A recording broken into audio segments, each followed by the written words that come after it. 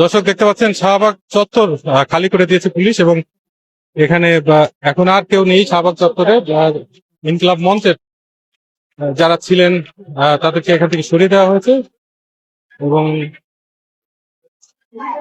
Police খুব কঠোর অবস্থান নিয়ে নিয়েছে। আপনারা জানেন যে ইনকিলাব মঞ্চের মুখপাত্র শহীদ ওসমান হাদি হত্যাকাণ্ডের তদন্ত জাতিসংঘের অধীনে করার জন্য যে আন্দোলন তারা শুরু করেছিলেন, সেই আন্দোলন নিয়ে গতকালকে থেকে পরিস্থিতি বেশ উত্তপ্ত ছিল, এবং এখন যেটা হচ্ছে আমরা দেখতে পাচ্ছি যে পুলিশ পুরো শাহবাগ চত্বর খালি করে দিয়েছে।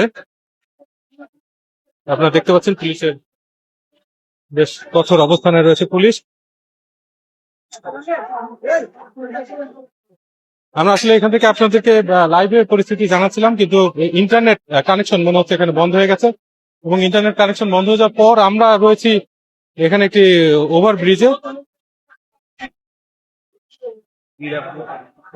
রয়েছে। আমরা এই মুহূর্তে লাইভ করা যাচ্ছে না।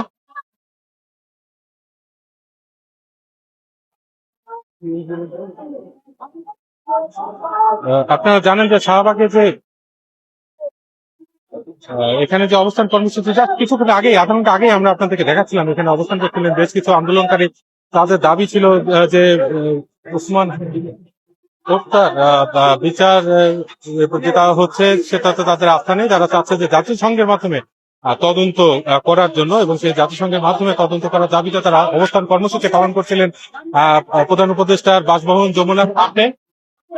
সেখানে অবস্থান কর্মসূচি নিয়ে সংঘর্ষ সৃষ্টি হয়, এবং সংঘর্ষের পর পুলিশ গ্রেনেড পুলিশ মানে ফাউন্ড গ্রেনেড ছুড়েছে, এরকম অভিযোগ রয়েছে যে তারা রাবার বুলেট ব্যবহার করেছেন, তাদেরকে ছত্রভঙ্গ করতে বেশ কয়েকজন ইতিমধ্যে আহত হয়েছে। এবং এখন যেটা হচ্ছে যে শাহবাগ চত্বরে তারা অবস্থান করছিলেন, সেই শাহবাগ চত্বরেও সবকিছু এখন সরিয়ে ফেলা হয়েছে,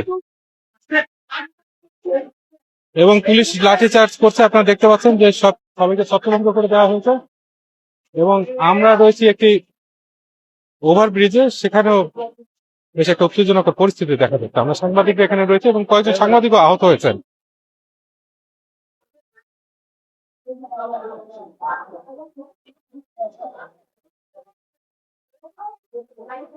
আপনারা দেখতে পাচ্ছেন পুলিশ লাঠিচার্জ করে শাহবাগ চত্বর একেবারে খালি করে দিয়েছে।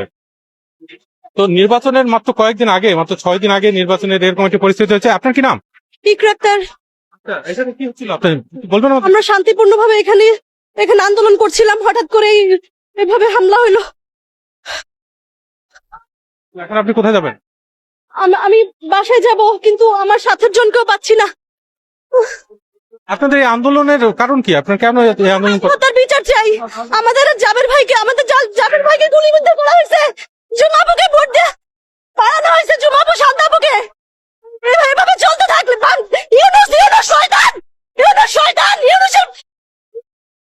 দর্শক কথা বলছিলেন একজন আন্দোলনকারী।